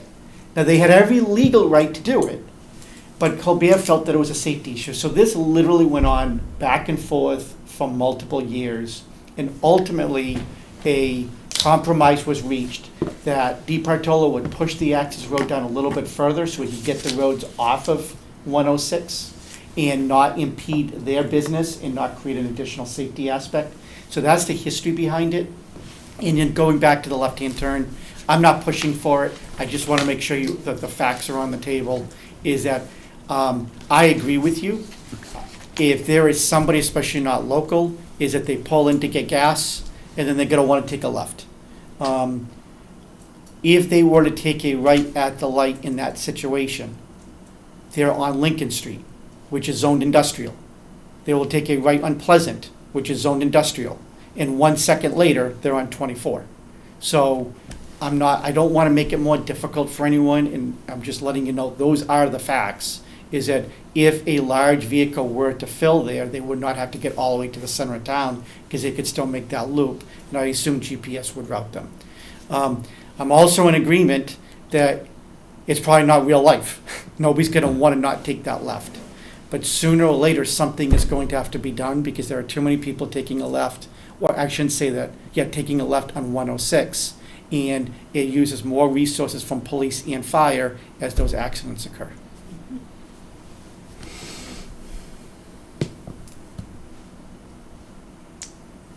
I'd even be good with like a truck detour route, you know what I mean? Truck back to highway route. And again, these are just this is just a Fine. recommendation to the Compromise. planning board. Yeah. Like, Yeah, you know, it's, It'll be a long meeting. yeah, it's a tough spot because the boards are telling, this is gonna be a beautiful looking facility that is gonna be an upgrade to the town. And they're not investing this money thinking that they're going to have a decrease in patrons. They're looking to increase it. But that means you're going to have more people taking a left onto 106. And with more pumps, and right now, based on what I've read, I've never physically gone up there to check this, but based on what I've read, you'll have 2 more pumps and you'll have diesel fuel. I'm They already surprised. have diesel. So I would think so as well, because you see the larger vehicles there, but the way the narrative called it out, they specified diesels, that's why. They're probably gonna add 4. They're probably gonna set up, and my assumption is that there's gonna be a truck fill-up areas away from the cars. yeah, the added traffic will be the market. It'll be set back, you know, I'm guessing you park in front of it, run in and get what you need and get out. And there's one in Stoughton right at that point, but. No, Randolph. Is that Randolph right there? I hit it sometimes in the morning, you know, it's convenient, obviously. It's a great. So, I mean, again, it's a great upgrade. I don't, you know, traffic, maybe I don't know, I don't know the right answer other than maybe the planning board should, Mark. But I would ask the planning board, you know, at the least, to really think about the impact of traffic and a left-hand turn out of the, but I don't know that I can say no left turn. It's just, I don't know. I'd compromise with a sign, with a couple signs to lead I'd compromise that Vehicles. too, yeah. back I to mean, 24, especially trucks. I got a soft it's at least spot an for idea, trucks. right? Sure. Like it's a proposition. It's you know, an alternative. So it infuriates me just seeing people coming out and trying to, you know, cut into traffic to make the left turn and But stuff all at of 8 the o'clock time. at night, that's not an issue. It's an issue for a few hours a Yep. day. Yeah, well, So- quite a few hours a day on 106 Oh, in that See, area. 3 in the morning, 3 in the Yeah. afternoon. Well, no, yeah, So, well, I'm sorry, you gotta be able to cross traffic. Yeah. You gotta be able to, it's part of driving. well, Everywhere you is should not be gonna- able to, but. Everywhere's not gonna have Yeah. a no left turn option, Yeah. so you're always gonna have to Tough cross to shoot because traffic. it's double lane now, going all the way down the Makes it highway. that much more difficult to make that left. Yeah, but, you know, so people take a driving test. I don't know. Oh, no, I agree. Listen, I have problems with people in their driving, so. So do we have, I don't know if we have a majority opinion on anything to vote. Mike, where are you? I just think they should just put it into consideration on both things, and if they do something with the no left turn, to add the consideration to reroute trucks back or traffic back to 24 in a proper way with proper height and width. Yep. But an over-width vehicle, I doubt that they end up stopping there because it's not on their path, but over-width vehicle is going to make that left turn, I'll tell you that right now. Yeah, there's no good option, Yeah. because I feel bad for the people who live on Lincoln Street as well. 100%. So There it I think is. our feedback is Mixed just feedback. attention, well, I think attention to, you know, board has concerns over left turns, traffic in general. And Mark, I'll assume that you can Yeah, well, translate our thoughts. So I know that I've seen signs that say like no left turn or no turn, whatever way it is, between certain hours. I mean, that's kind of an I was just option gonna- as I was well, just gonna right? say Like, that, you know, yeah. between Yeah. 7 and 5, or, you know what I mean? Like, just the hours where there's the most congestion in that area. It'd be later than 5, actually, but, you know, maybe something like that. I don't know, but it's an option, Yeah. so. 7 to 7. Yeah, I mean, it's just, it's gonna cause some accidents, it's gonna happen, and I agree, people should be able to drive, and everybody should be doing it responsibly and safely, but unfortunately, that's not always the case, so. All right. We'll end that there. Move to the next. Communication reports from boards, commissions, and town officials. I'm I rejecting, refuse. yes. I refuse, the answer is no, you're stuck. I don't know if Ben's ever put the camera on himself. The first time maybe in a long time.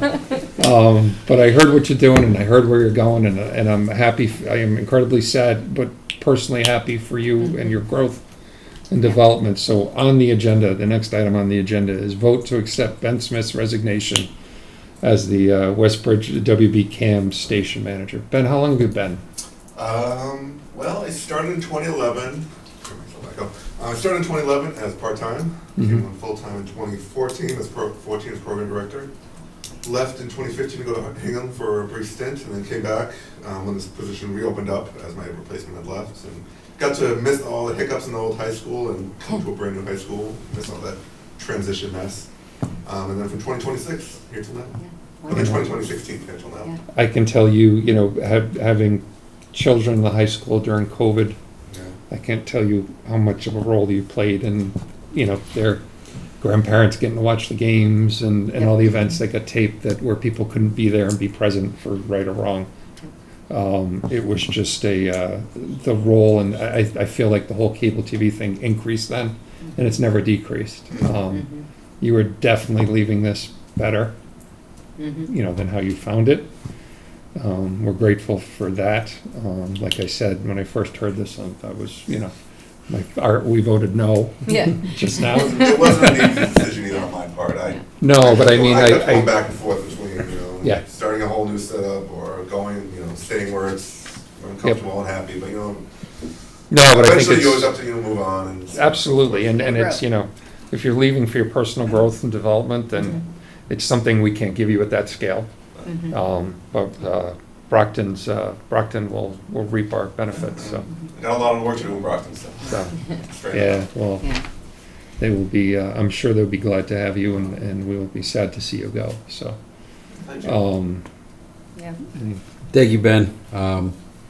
You got big shoes. Somebody's got some big shoes to fill. I'll make sure we get something good. Because we never had to think twice about this coming and working, and you've been doing a great job. We appreciate you.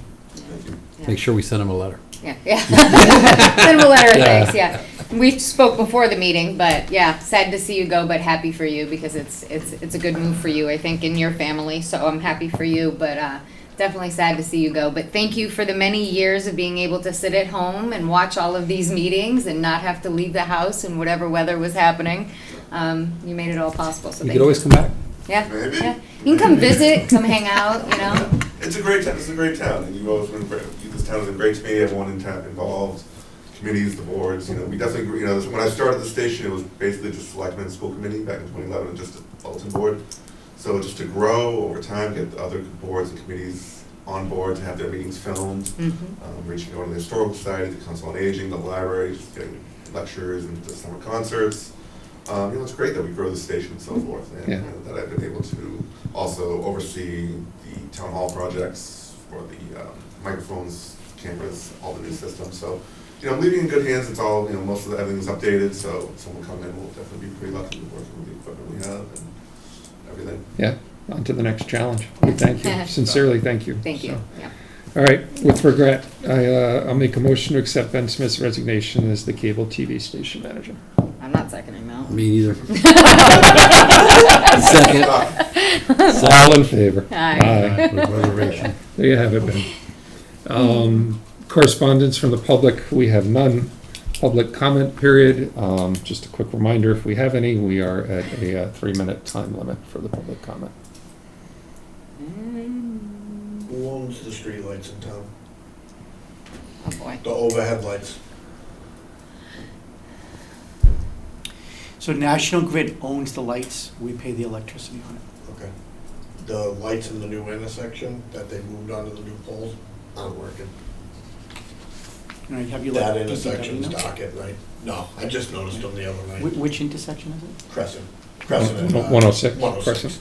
None of those lights are working. Okay. Crescent and 106. Down. One in front of Right next to Honeydew, Honeydew? one in front of Dempsey's, and I think there's one on the other corner as well. Is the website up there completed? The website is, the mobile app is not. Yeah, but you can also make a note of this on the OCPC website, which it was part of the last thing. I'll send it to you. You mean in reference to lights? Yeah, reference to lights, potholes, anything in Plymouth County. C-Click Fix. Yeah, You guys get C-Click Fix now? it's through the OCPC. It's, Okay. it's, Oh, you don't want C-Click it's, Fix? it's somewhere Oh, you like don't that. want- you don't It's want- not that specifically, but I know I don't think we've been broadcasting or using it in town. We got it in Randolph, C-Click Fix is horrible, absolutely horrible. Great for the residents, horrible for the town employees. The other thing was, is there any way, because the light is so quick coming out of Crescent onto 106, taking the right, is there any way of putting, obviously having the police chief look at it, DPW, a right turn on red after stop? Does it prohibit a right-hand turn? It doesn't say no turn on red. No, it doesn't say Yeah. no turn on red, but without a sign being there, some people don't realize that they could turn on red after they stop. Those people aren't gonna turn no matter what till it I- turns green. Yeah, because we definitely didn't Yeah. put a prohibition. Yeah, no, I know that, I was just saying Can I if just it's jump not. back to the website real quick after you're done? Yeah, I'm done. 3 minutes each, Mark. You got That 3 that was minutes. it, I'm good. I just like I had a hard time finding tonight's agenda, I had to ask someone for it. Are those updated by the departments, or are we uploading those to like a web portal somewhere so they? So they are there, if you, that, with the link I sent you, if you went to Board of Selectmen, Agendas and Minutes, 2026, it's right It's not there. linked to the calendar, so like. It's when in you the go to calendar. I know, but when you go to the calendar and you open it, it's February 4th minutes, or agenda opens up, not tonight's agenda. For I checked tonight's it meeting? earlier Yeah. today. Okay. I couldn't, that's why I asked you for it. Sure. Well, we'll take, usually it is, if it wasn't tonight. Yeah, then that would We just, will, that must, if tonight the wrong agenda was on there, then that was a manual error by someone, Okay. but that's not usually the case. No, I mean, I make my decisions to go to conservation, to go to zoning, to go, and, planning, you guys are at the same time, so. Yeah. But I usually, I find all my agendas there, so. And if I it- always just get them off the calendar, that's all. And then when it says Okay. click here for agenda 311, and when you open it up, it says, oh, now. it March does. 11th. Yeah. It does now, but earlier this evening, it was still showing February 4th. Okay. That's sometimes you have to clear your cache. Yeah, I checked it out. Yeah, Because the- your browsing history gets caught up, so that's probably the last agenda you opened. Okay. Yeah. The, Yeah, I'm like, because I looked at it at work today. Well, not at work today. All right. Doing nothing again, huh? And you put something on the calendar that says, hey, clear your cache.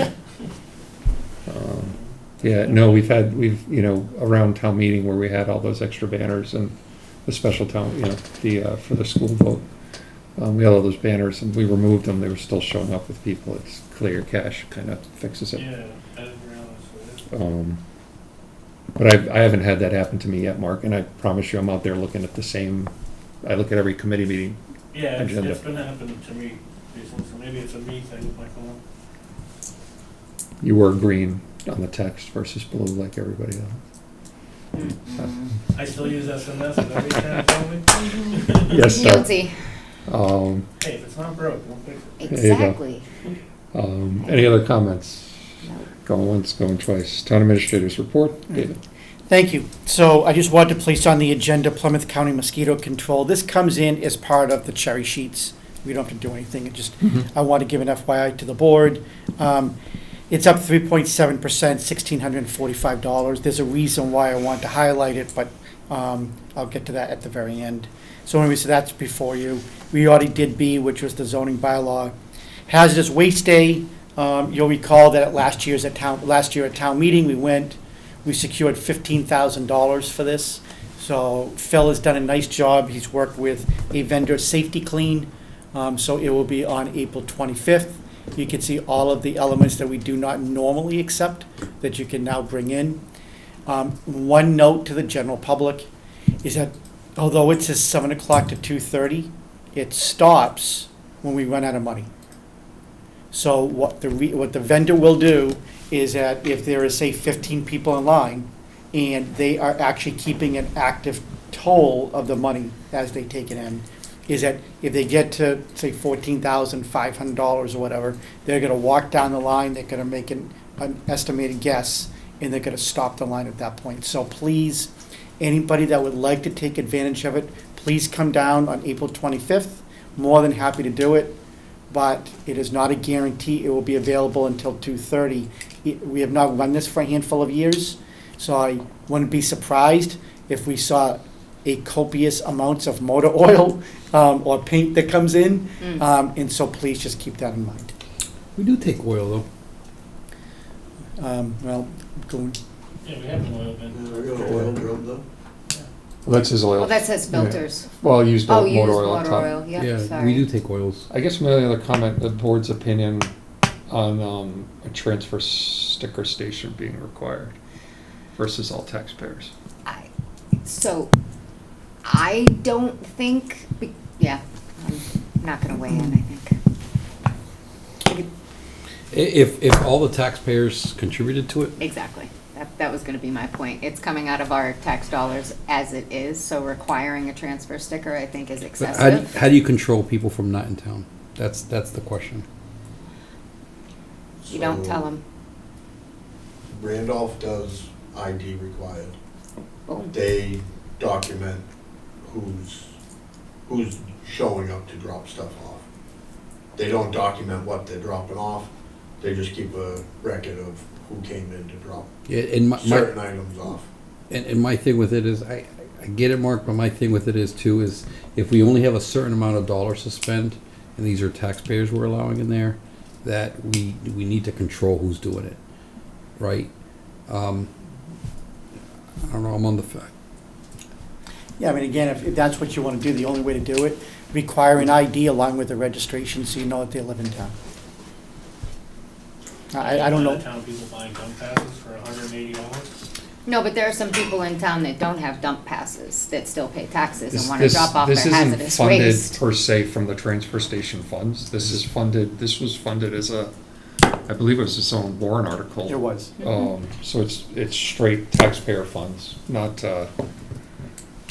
Sticker directly funds. tied to the transfer station. We Is just, this sort of like a state requirement that we have to take some hazardous materials, or? No, we voted to. this is our choice to remove some of the hazardous materials from people's houses. Honestly, I think the conversation for this started when I first came on the board. Yeah. Mhm. Or maybe even prior to. Yep, prior to, I think. Yeah, when I first got. But you think that I can speak for myself, I know I've got some of the stuff that I've been holding, waiting to get rid of, in my house until, So, just speed me up here. Are people bringing this to the transfer station that don't have a transfer station pass? But they're residents. Yeah. Right, but you still have to buy a transfer station pass if you want to use the transfer station. Right? Except for this one day. Yeah, possibly Okay, so how much outside of money this are we day. losing on this one day? This is $15,000 Okay. this is that done. we've already We're spent, not- like, It's not up for discussion whether or not we're gonna have this day. No, I'm just, The discussion is just, where it's a taxpayer funded, not a transfer station funded event. It should be open to I think it should be open to the taxpayer. yep, I think with that, it's fair, if they have a transfer station sticker on the car, we probably don't need any other additional form of ID. Sure. If they don't, then we need to decide what's an acceptable form of ID. I'm in favor of accepting the registration. The car's registration, if it's registered to a West Bridgewater residence, I'm in favor of that being in compliance with Mhm. this. We don't need to write it down, we don't need to do anything other than verify it, see it, move it Yep. on. Like, we're not Matches the vehicle. recording. as long as this is a one-day thing, Yep. One day. And it's not even a whole day. 7 a.m. till 15 grand. no, I just 2:30 at the I latest. just heard license at the transfer station. Or 2:30, Like every whichever time comes at the first. transfer station? No, just. No. No, this is Just- just the one day to Just drop to off accept the that hazardous stuff. materials, right? The town voted and approved 15 grand to do this day.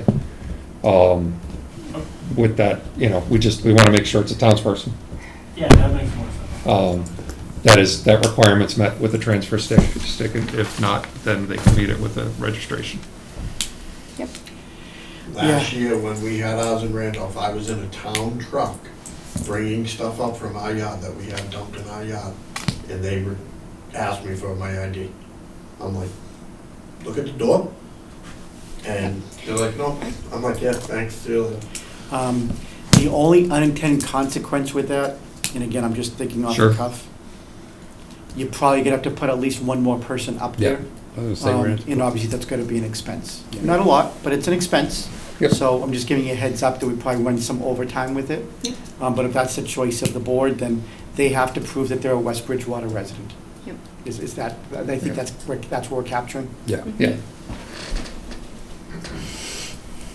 I know we just complicated things, but I think that's fair No, it's for the okay. dollars that are It's okay. spent. I completely agree, because that's not coming out of sticker funds, so, yep. Okay.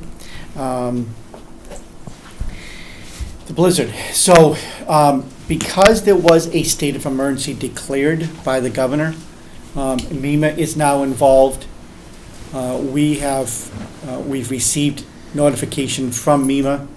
So the the fire chief, who is our emergency medical management director, we had all the departments get together, put in all their costs. You could see that basic 1 week storm cost the town $308,000.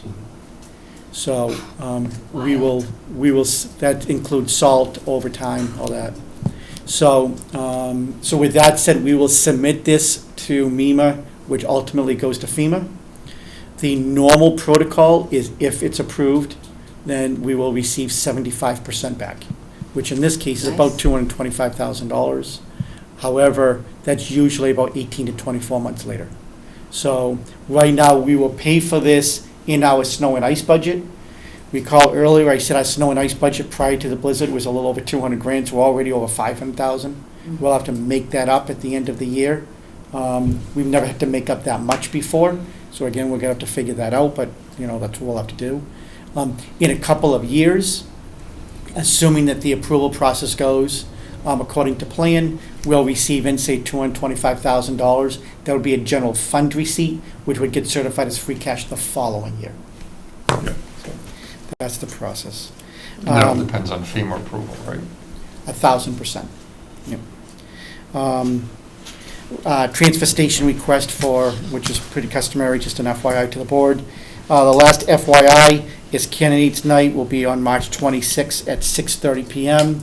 So we will have that posted. Everything will go out to the candidates. Anybody that was running had until yesterday to decide not to run, even if they had already turned their papers in. That time is now eclipsed, so therefore we'll send this out to all the candidates. At this point, anybody that is running non-opposed or unopposed, the rules is that you sit for 2 minutes, you have the availability just to say a little bit about yourself, no questions for obvious reasons. I'd like it noted that would be the shortest time I've ever spoken at a campaign speech. It's the first time for everything. And in the back, Mike has already told me that he will be doing this. Yeah.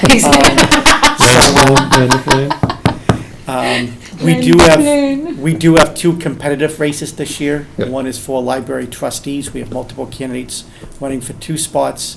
And for the school committee, we have multiple candidates running for 1 spot. So there will be 2 20 to 30-minute debates for either. For people who are listening, is that if you contact the town clerk's office, you can provide questions to her for each one of the races. The town clerk is the only department that sees them. She is also going to be the moderator that night, and then she will be asking the questions as time fits. Many times we'll get in 30 questions. In 20 minutes, you can't do 30 questions. So not every question's asked, but again, please get them in. Your next meeting currently scheduled is for March 18th. And on that night, we are currently posted for 6:30. It will be your last budget night. That means that I will bring in the leftover budgets, like the benefits budget, your budget, those. It's also your education night, so both Southeastern Regional and our local schools will make their presentation. So that'll be your last budget night. And I would like to be, if this is okay, excuse me, is I've been in touch with both Senator Driscoll and State Rep Plouffe. I know. Some water. I know. I will. Some I will. water. I'm under control now. But I've been in touch with both State Senator and our State Rep. I have asked them both to come in that evening. At this point, State Rep Plouffe has agreed. However, because of timing, she may want to be here closer to 6 to 6:15, which I think works out well anyway, because you have large budgets that night. But my ask to her and to the senator is specifically really around that budget. We are only seeing 1 to 2% increases on what we are receiving for state aid.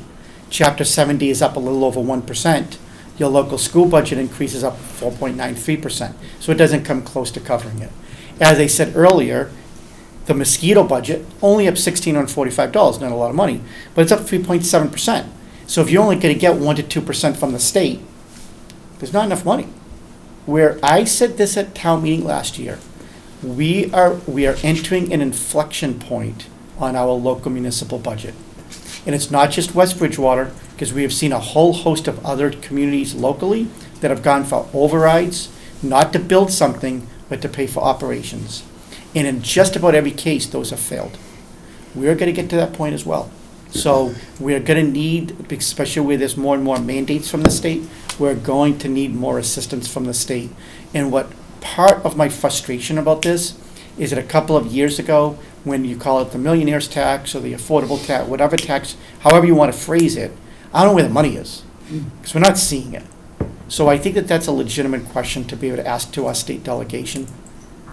The second part to that is that in Governor Healy's proposed budget, one of the elements I'm really concerned about is that she has a proposal now that if you have excise tax that is due to a municipality, we all pay it, it is our largest receipt, it's almost $2 million, is that right now, if you don't pay your excise tax, you cannot renew your license.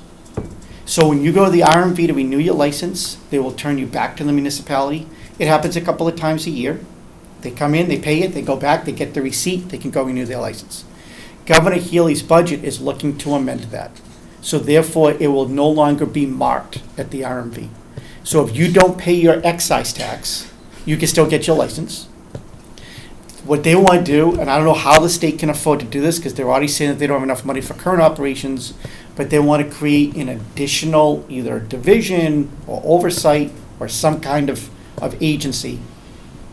And therefore, the town would have to wait to recoup those funds for outstanding excise tax, either when somebody wins over $600 on a scratch ticket or some type of lottery, or two, is in your state tax return. Now think about it. A lot of people think of tax returns, federal usually could be in the thousands, if not higher, especially if you have children or other deductions. But at the state level, your tax return might be a couple $100. So that could be the equivalent of maybe 50% of your excise tax if you have a fairly new vehicle. And the second part is that and the reason that the governor has proposed this is that she is saying it is unfair to low-income people, that if they cannot afford to pay their excise tax, they should not be barred from renewing their license because they won't be able to get to work to make money.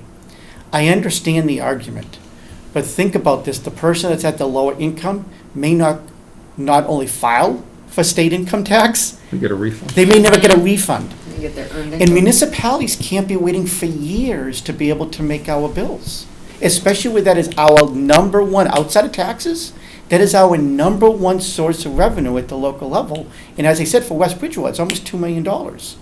So there is no incentive to pay your excess tax anymore. In addition, it's also parking tickets and some other citations, but that's very little money. It's the excise tax that I'm most concerned about. So I put that in the email so both of them are not caught off guard. I've told them that's what I would like to discuss. Obviously, the board's free to bring up whatever other issues there are, but I am very concerned about those two issues.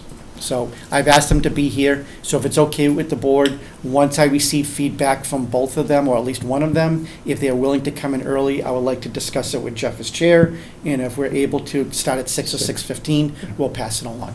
That works for me. I don't know. No football, you good? No, I have football, but it's all right. Guys are nuts. All right. At this time, we're going to, it says adjourn, but we're going to enter into executive session, not to return to open session. So I'm going to make a motion. I would like to entertain a motion to enter into executive session, not to return to open session, to discuss strategy with respect to litigation, specifically the national opioid lawsuit the town is in party to. Since my opinion as chair, strategizing in open session will have a detrimental effect on the bargaining position of the town. Need a roll call vote. Lee, yes. Perez, yes? Ryan, yes. Toodaloo. Mr. Crockett, have a good evening.